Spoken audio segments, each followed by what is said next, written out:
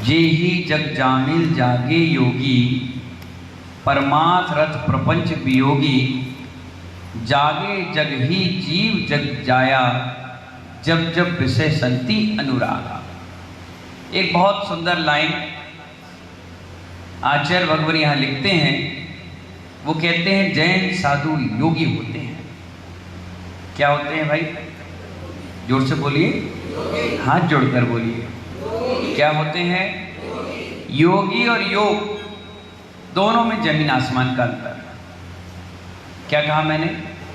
योगी और योग दोनों में जमीन आसमान का अंतर है। योग मन वचन काय की क्रिया है। क्या कहा मैंने? योग मतलब मन वचन काय की क्रिया है, और योगी का मतलब तीनों को एक साथ आत्मा की ओर उतरने का नाम क्या है? तीनों को मिलाकर। योग में हाथ पैर चलते हैं, योगी में नहीं चलते, विश्राम हो जाता है। आचार्य कहते हैं वे संसारी प्रवचनों में भी नहीं पढ़ते। संसारी जो परपंच है ना, क्या है संसारी प्रवचन? बताना टोपी वाले बाबू, चश्मा वाले गगन भाई, क्या है? नहीं मालूम? संसारी प्रपंच जो तुम गृहस्थी में करके आते हो, नहाना धोना, खाना पीना, बनाना, लड़ना झगड़ना, राग देह छल कपट मायाचारी जो करके आते हो, ये सब चीजों से ये योगी निर्वृत्त रहते हैं। क्या रहते हैं? और उन विषयों के प्रति उदासीन रहते हैं। कोई कहता है ना, महाराज श्री हमारा रास्ते में घर पड़ रहा है, हम आपकी आरती उतारेंगे, पाद प्रक्षालन करेंगे, तो साधु खुश होता है क्या? उदासीन रहता है, कोई मतलब नहीं रहता। और वो उस रोड से निकलता है, उस रास्ते से निकलता है, निकलने के बाद आपने आरती करी, पाद प्रक्षालन किया, और धीरे से आप पूछ लेते हो महाराज जी मकान कैसा बना है? क्या कहते हो? मकान, जोर से बोलो ना, मकान कैसा बना है? साधु कहता बहुत बढ़िया। तो वो साधु को साधुता का ज्ञान नहीं है। कितना बड़ा कर्म का आश्रय कर लिया उस बढ़िया शब्द में। आप भी मन में सोचोगे कि यार बढ़िया बोलने में क्या दिक्कत है, इसमें क्या दिक्कत है? मकान तो बढ़िया ही होता है ना। लेकिन महानुभाव, जिस अवस्था में आप हैं उसमें कृतकारित अनुमोदना से बहुत बड़ा पाप कर्म का बंध आप मान लोगे। अगर आपने कुछ भी चीज उनसे पूछी और उन्होंने कह दिया बहुत बढ़िया, क्या कह दिया? जैसे इन्होंने बहुत बढ़िया बोला तो जितना भी हिंसा उसमें हुई है उसका पूरा का पूरा पाप उनके मत्थे चढ़ गया। तुम तो बरी हो गए। क्या बोल करके? मकान कैसा बना, और उन्होंने कह दिया बहुत बढ़िया। कभी कोई साधु ये कहेगा ही नहीं। आप भी पूछोगे आज आहार कैसा बना, तो कोई साधु ये नहीं कहेगा बढ़िया बना। क्या कहा गया? कभी कोई साधु निर्गंध पक्का सच्चा साधु होगा, वो कभी ये नहीं कहेगा बढ़िया बना। आप पूछोगे आहार कैसा हुआ, वो कहेंगे ठीक हुआ। बोलने का, समझने का एक ढंग है महानुभाव। ये जैन दर्शन इसलिए तो श्रावक परंपरा को आगे बढ़ा रहा है। श्रावक श्रद्धावान, विवेकवान और क्रियावान। आप विवेकवान नहीं। मकान बनाया आपने अपने लिए, जिस मकान को वो छोड़कर आ गया, उस गृहस्थी में उसको लगाया क्यों? उस गृहस्थी के बारे में चर्चा क्यों की? आचार्य कहते हैं अगर आपने पूछा और उन्हें बढ़िया कह दिया तो महादोष उनको लग गया, और आपने पूछा कैसा बना और उन्होंने कुछ नहीं कहा, समझ जाओ उन्होंने आपको आशीर्वाद दे दिया। बोलो मत, बुलवाओ मत। आचार्य कहते हैं उस विषय वासनाओं के प्रति उनका क्या रहते हैं? उदासीन रहते हैं, विरक्त भाव रहते हैं। सारी दुनिया परपंच में उलझी रहती है, लेकिन हमारे निर्गंध साधु इस विषय विरक्ति से बिल्कुल अलग रहते हैं। उन्हें सब चीजों से कोई मतलब नहीं। आचार्य कुंद देव साधु महाराज के लिए कह रहे हैं कि हे साधु, तुम अपनी आत्मा के प्रति हमेशा जागृत रहो। कैसे रहो? अगर हल्का सा भी रात के सोते समय भी अगर तुम्हें ऐसे मन में सपने आ जाए, अशुभ सपने आ जाए, तो तुरंत उठ करके बैठकर नेक नमोकार की माला जरूर फेरो कि तुम्हें सपने आए क्यों। जो व्यक्ति अभी क्षण ज्ञान उपयोग में लगा हुआ है, हर क्षण तत्व ज्ञान में लगा हुआ है, अपनी निर्बाध चर्या कर रहा है, उसको सपने आए तो आए क्यों। माला फेरिए, जगिए, स्वाध्याय करिए, दिन भर उसी चीज में रहोगे तो रात के जब सोगे तो अशुभ सपने भी तुम्हें नहीं आए। क्या बढ़िया बात एक उदाहरण देकर आपको समझा रहे हैं, क्योंकि हमारा जीवन इसी तरह जी रहे हैं।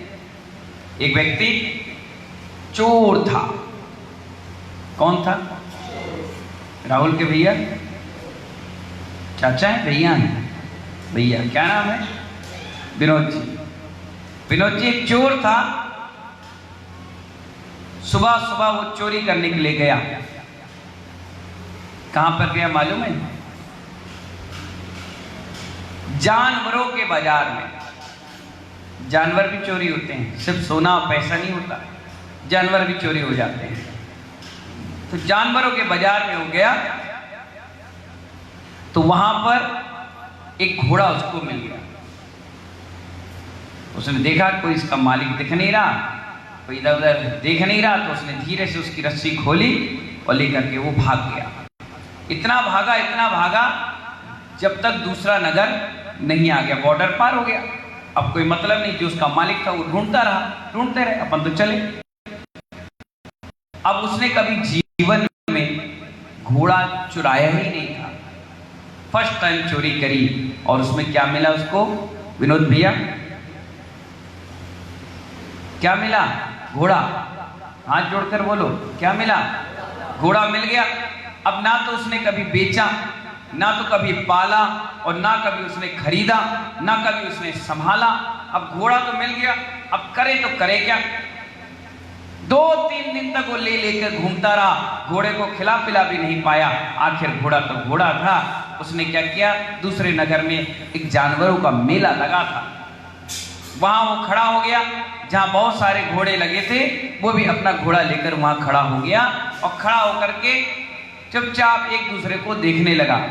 लोग आए और उससे पूछें, क्यों भाई, घोड़ा बेचना है क्या? क्या बोले रजत भाई? हाथ जोड़कर बोलो, घोड़ा बेचना है क्या? वो कहता था हाँ बेचना है। तो स्वाभाविक है, आप भी व्यापारी हो, आपके पास कोई दुकान पे आएगा सामान पूछने के लिए, तो आप क्या बोलोगे? वो कहेगा बेचना है क्या, तो आप भी कहोगे हाँ बेचना है। वो पूछेगा कितने का, तो आप उसका रेट तो बताओगे। अब कभी उसने घोड़ा बेचा हो तो रेट बताए, कभी खरीदा हो तो रेट पता चले, कभी पाला पोसा हो तो समझ में आए। तो जैसे व्यक्ति ने उससे कहा घोड़ा बेचना है, उसने कहा हाँ बेचना है। बोले कितने का लोगे? वो कह रहे कितने का दोगे? कितने दोगे? कह रहे पागल है क्या? बोले पागल तुम हो, भागो यहां से। अब कभी बेचा ही नहीं हो, चोर था। तो एक एक करके सुबह से शाम हो गई, घोड़ा बिकने में नहीं आया। 3 दिन वैसे ही परेशान हो गया। चौथे दिन घोड़ा नहीं बिका, बड़ा उदास मन होकर के बैठा था। बहुत देर से एक दूसरा चोर भी उसको देख रहा था। क्या देख रहा था? चोर भी उसको बहुत देर से वॉच कर रहा था, देख रहा था कि ये घोड़ा बेचने आया है लेकिन बेच नहीं पा रहा। या तो ये इसका मालिक नहीं है, और या फिर ये चोरी का घोड़ा लेकर के आया। उसने भांप लिया। भांपते ही वो शाम के जैसे उसके पास पहुंचा, मुंह में हुक्का लगाया हुआ था, हुक्का लेता हुआ वो सीधे उसके पास पहुंचा और पूछने लगा, क्या भाई घोड़ा बेचना है क्या? बोले दिख नहीं रहा, सुबह से खड़े हैं यहाँ पर, घोड़े बेचने के लिए तो खड़े हैं। हाँ बेचना है, बताओ क्या करना है? उसने कहा कितने का दोगे? उसने कहा तुम कितने का लोगे? उसने कहा देखो भाई, घोड़े को दौड़ाकर पहचाना जाता है नस्ल कैसी, उसके बाद रेट लगता है। उसने कभी घोड़ा बेचा था क्या? विनोद जी, गगन भाई, रजत भाई, कभी घोड़ा बेचा था क्या? नहीं। वो चोर था। उसने कहा ठीक है भाई, बेचना तो उसको था, अब चाहे कैसे ही बेचना तो था।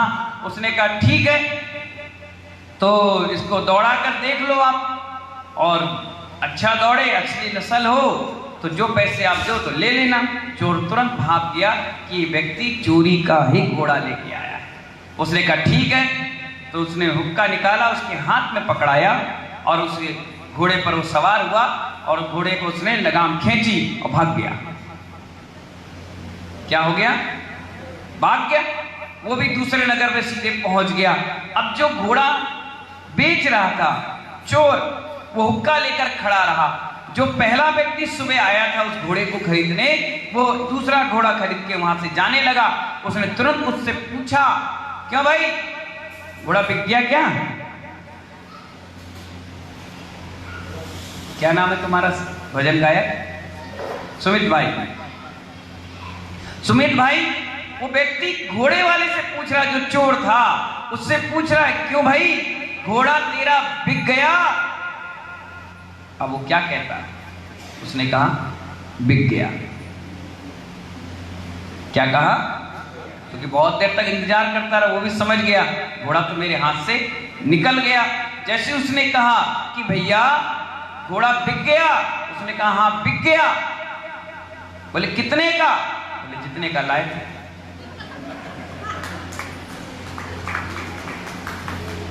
घोड़ा बिक गया। कितने में बिका विनोद भैया? गगन भाई, जितने का लाए थे। तो बोले जितने का लाए थे उसमें बिक गया, कछु तो फायदा हुई होगी। बोले हुई ना, ये हुक्का। क्या हुई? हुक्का दे गया था वो, और चोरी का माल आया था, और चोरी में चला गया। मिला क्या? हुक्का। वो हुक्का पकड़े पकड़े खड़ा रहा, और सामने जो वाला खरीदने वाला था वो हंस के मुस्कुराकर चला गया। यही तो ये साधु और श्रावक के जीवन में है। जीवन मिल गया तो संभाल नहीं पा रहा है, और संभल गया तो संयम नहीं ले पा रहा है, और छाती ठोक कर कहता है मैं 40 साल भगवान की पूजा अभिषेक किया। लोग कहते फायदा क्या हुआ? धोती और दुपट्टा, फोकट का चंदन, एक थाल से दूसरे थाल द्रव, इसके अलावा तुमने कमाया क्या? बोले कुछ नहीं। उस चोर की तरह ही मिल गया जीवन। जैन कुल मिल गया, सर्वांग सुंदर शरीर मिल गया, साधु निर्गंत योगी मिल गए, स्वाध्याय के लिए जिनवाड़ी मिल गई, फ्री की धोती मिल गई, फ्री का चंदन मिल गया, फ्री के सारे व्यवस्था मिल गई। आपने तो टैग लगा लिया कि मैं बहुत बड़ा धर्मात्मा हूं। मालूम है धर्मात्मा कौन? इस पूरे प्रांगण में धर्मात्मा कौन है? बताओ बताओ। टोपी वाले बाबू, बहुत सुंदर दिख रहे हो तुम, हैं? तुम हो धर्मात्मा? तो हम लोग क्या पापी आत्मा? इस पूरे टूंडला में सिर्फ 5 लोग धर्मात्मा हैं। सुमित भाई, कितने लोग धर्मात्मा हैं? कौन कौन से मालूम है? उपाध्याय वैसन सागर, ये उपाध्याय महाराज, ये 3 निर्गंत साधु। बाकी सब क्या है फिर? बाकी सब धार्मिक है। क्या है ये? धार्मिक है, क्योंकि आप क्रिया धार्मिक कर रहे हो, इसलिए आप धार्मिक हो। हम लोग क्रियाओं से हट चुके हैं। हम लोग की भाव पूजा चलती है, भाव वंदना चलती है, भाव दर्शन चलता है, सारी चीज भावनाओं से चलती है। और हमने उस धर्म को अपनी आत्मा में अंगीकार कर लिया है, यानी सोख लिया है, अंदर उतार लिया है। इसलिए हम लोग धर्मात्मा और आप लोग धार्मिक। लोग आकर हमसे कितने प्यार से कान में कह जाते हैं, महाराज जी ये बहुत धर्मात्मा है। क्या कह जाते हैं? मैंने कपड़ा पहने पहने, शाम की दारू की बोतल खोले खोले, आलू प्याज रेस्टोरेंट में खाते हुए, और दुनिया भर को सताते हुए। अगर आदमी धर्मात्मा होगा तो ये 5 क्या पागल दिख रहे तुम्हें? एक टाइम भोजन कर रहे, गर्मी में चल रहे, पदयात्रा कर रहे, नग्न रह रहे, गीसरोच कर रहे हैं, पूरा परिचय सहन करते हुए 28 मूल गुण का पालन कर रहे हैं। ये कौन है? असली में हकदार तो धर्मात्मा हम हैं। ये जो फोटो और बैनर पे नाम डालते हैं, ये सिर्फ और सिर्फ धार्मिक कहे जाते हैं या नहीं, इसकी कोई गारंटी नहीं। धार्मिक क्रियाओं से जो जुड़ा है वो धार्मिक, और जो अपना में धर्म को उतारता है वो धर्मात्मा। इसलिए तो आचार्य भवन कहते हैं जो साधु है वो परपंच में से उलझे हुए नहीं होते हैं, सुलझे हुए होते हैं। अगर आप अपनी ग्रस्तों की चर्चा करोगे तो वो भी कहते हैं शांत हो जाइए। आत्मा की चर्चा करते हो तो मालूम है साधु क्या करता है, रात के 2 बजे 3 बजे 4 बजे 11 बजे 12 बजे अगर आप धार्मिक हैं और धर्म को आत्मा में उतारने वाले हैं, सच्चे श्रावक हैं, वो रात के 2 3 4 बजे भी आपकी तबीयत बिगड़ जाए और ऐसी स्थिति पड़ जाए कि अब गया कि कब गया, तो ये धर्मात्मा भी आधी रात को आके तुम्हें नमोकार मंत्र सुना जाते हैं। ये धर्मात्मा। और तुम धर्मात्मा कहते किसको है? उसको कह रहे हो जो 10,000 रुपए तुम्हें दे के आ गया रथ यात्रा का चंदा, जो 20-25 हजार रुपए दे आया खाने में, जो पंचगण प्रतिष्ठा हो जाए तो उसमें 1,50,000 रुपए दान दे दे, और मंच पर जब आए तो महाराज से ज्यादा उसका सम्मान करते हो जो व्यक्ति 1,50,000 दे रहा है, और देख कर आओ कि शाम के वो क्या खा के आया है, क्या पीकर आया है, क्या उसकी कंडीशन है।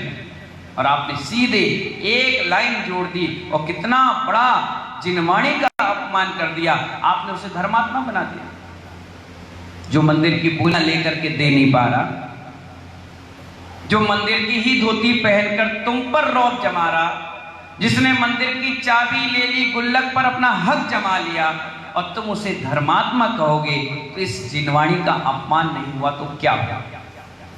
अगर मुनियों को मुनि कहोगे तो समझ में आया, और ग्रस्तों को भी मुनि कहने लग जाओगे तो ये मुनि मुद्रा का कितना बड़ा अपमान। इसी प्रकार जो धार्मिक क्रिया करे उसे प्यार से कहो ये बहुत धार्मिक व्यक्ति है, और जो धर्म को आत्मा में अंगीकार कर दे उसे कहो क्या धर्मात्मा है, क्या गजब का आनंद आ रहा है। इसलिए महानुभाव 2 चीजों को हमेशा समझ कर चलना, कौन धार्मिक है और कौन धर्मात्मा। इसलिए साधु आपके पास बैठे, आप उसके पास बैठो, जब भी बैठो, जब जहां बैठो अच्छी प्यारी शुभ आश्रयों की चर्चाएं करते चले जाओ, जिससे रात के भी सपने अगर आए तो शुभ के आए।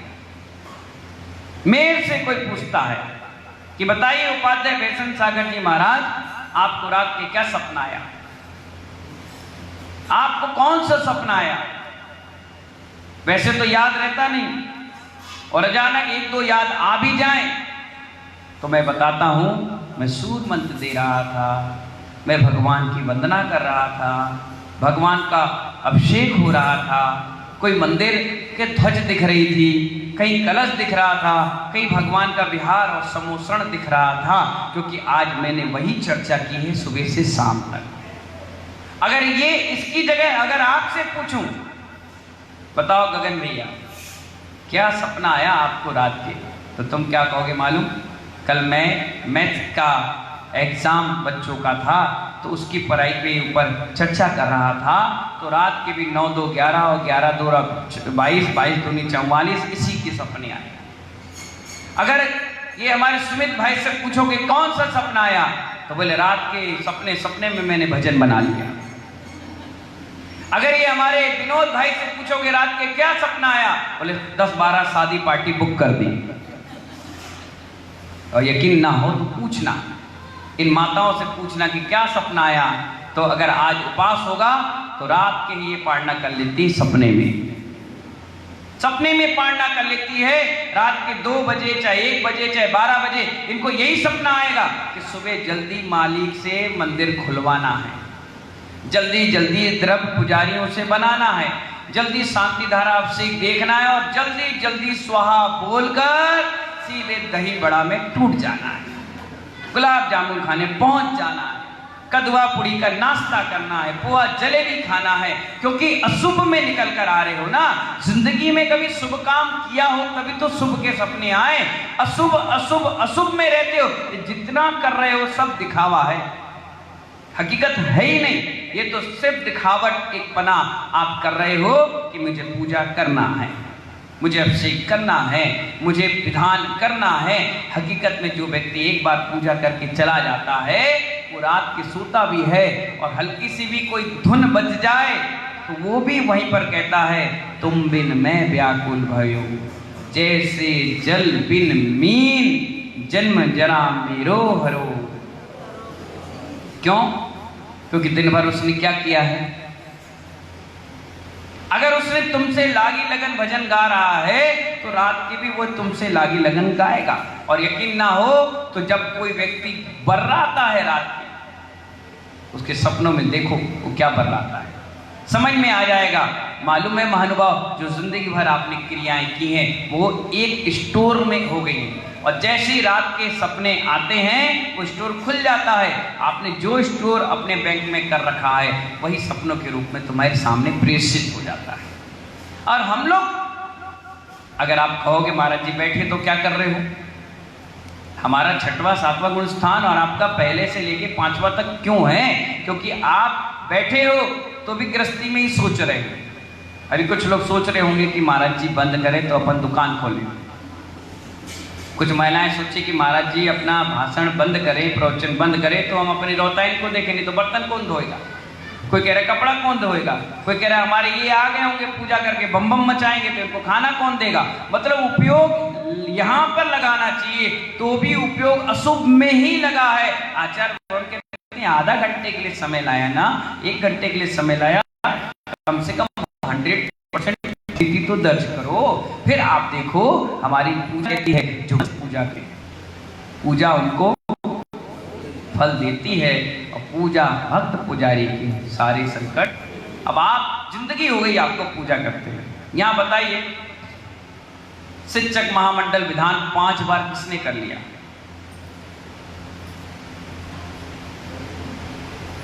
शिक्षक महामंडल विधान 4 बार किसने कर लिया? हाथ ऊपर करते जाना। 3 बार किसने किया?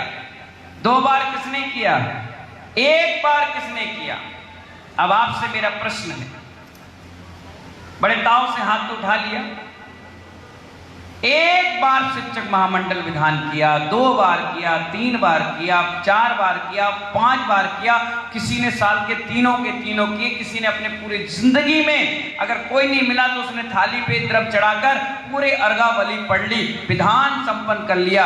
मेरा आपसे प्रश्न है, पूजा जो मन से, लाइन याद कर लेना, जो मन से पूजा करते हैं, बड़े ध्यान से बोलो, बोलो हाथ जोड़कर बोलो, बोलो जो मन से पूजा करते हैं पूजा उनको फल देती है। बस आगे की लाइन नहीं, जो मन से पूजा करते हैं पूजा उनको फल देती है। अब ये ध्यान रखिए, मैना सुंदरी ने सिर्फ 1 शिक्षक महामंडल विधान किया। कितना किया? कब, कैसे किया था उसने? मन से किया था, मन के से नहीं किया था। किससे किया था? मन से किया था। 8, 16, 32, 64। और अगर जिस दिन 1000 होता है तब आपके बोलने का, बैठने का, सोचने का, कहने का, भक्ति करने का नजरिया चेंज हो जाता है। 8, 16, 32 तक तो तुम नाच नाच के अर्घ चढ़ाते हो, और 1000 में अब लाइन मुझसे फिर से बुलवाओ, जो बेमन पूजा करता है पूजा उसको फल नहीं देती है, चाहे 1000 शिक्षक महामंडल विधान कर लो। समझ में आया? जिस दिन 1008 अर्घ चढ़े, 1024 चढ़े, उस दिन भगवान से बोल कर कहो कि हे भगवान, जब तक अंतिम अर्घ नहीं चढ़ेगा मैं पानी की बूंद नहीं पीऊंगी, मैं घर गृहस्थी की चर्चा नहीं करूंगी, हो जाए तो आज उपास हो जाए। ये मन की पूजा है महानुभाव, ये मन की पूजा है ही नहीं। कितने शिक्षक महामंडल विधान कर लो, होना जाना कुछ नहीं है। हम लोग ने अपने जीवन में एक भी शिक्षक महामंडल विधान नहीं किया। सिर्फ दीक्षा से पहले मेरा भाव बना कि जिस मंदिर में, जिस प्रांगण में, जिस स्थान पर मैंने जन्म लिया, एक बार उस भगवान का धन्यवाद तो करके आ जाऊं। बस उस दिन शांतिनाथ विधान किया था, उसके बाद 24 साल में आज तक कोई विधान नहीं किया। करवाता रहता हूं, प्रेरणा देता हूं, लेकिन अपने हाथ से द्रव्य चढ़ाकर, धोकर, धोती दुपट्टा पहनकर नहीं किया। लेकिन एक ही विधान किया, वो भी पूरे भाव और मन से, और उसका फल देख ले। आज उपाध्याय बनकर बैठे कि नहीं बैठे? बन के बैठे कि नहीं बैठे? मैंने अपने जीवन काल में बिना मन के कोई काम ही नहीं किया। मन होगा तो करेंगे, नहीं तो चुपचाप शांति से बैठ जाएंगे। प्रवचन भी करता हूं तो बड़ा मन लगाकर, आहार भी करता हूं बड़ा मन लगाकर, साधना भी करता हूं तो पूरा मन लगाकर एक माला भी पढ़ूंगा या बोलूंगा तो पूरा मन लगाकर। आपने मंगलाचरण में सुना कितने इत्मीनान से नमोकार मंत्र पढ़ा। अगर मैं आपसे कह दूं तो पढ़ना नमोकार मंत्र, बहुत मुस्कुरा रहे, पढ़ना। क्या नाम है तुम्हारा? बैठे बैठे पढ़ो। देखो कितनी मायाचारी कर रहा है, मुझे देखकर कितने शालीनता से पढ़ रहा है। कल की सीसी कैमरे निकाल कर देखो इतनी शालीनता से इसने पढ़ा। सोचिए, विचार करिए, कोई भी काम मन से आप करते नहीं, साधु मन से करता है। इसलिए महानुभाव जहां तहां वो चला जाता है, अपने आप चौकी की व्यवस्था बनती है, अपने आप लोग का उसका सम्मान और बहुमान रखते हैं। आप भी महानुभाव यहां से अगर आगरा डॉक्टर के पास दिखाने जा रहे हैं, या ग्वालियर रिश्तेदारी में जा रहे हैं, या सम्मेद शिखर या बरासो या फिर महावीर जी यात्रा पर जा रहे हैं, तो तुम्हें भी अपने भाग्य पर विश्वास नहीं है, अपनी पूजा पर विश्वास नहीं है, अपने पुण्य पर विश्वास नहीं है। इस कारण 4 पुड़ी बांध कर ले जाते हैं। क्यों ले जाते हैं बताएं?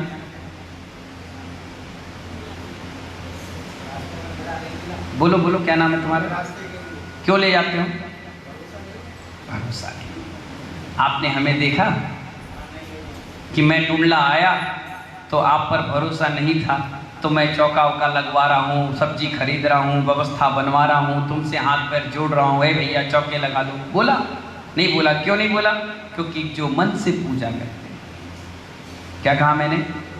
जो मन से पूजा करते हैं, पूजा उनको फल देती है।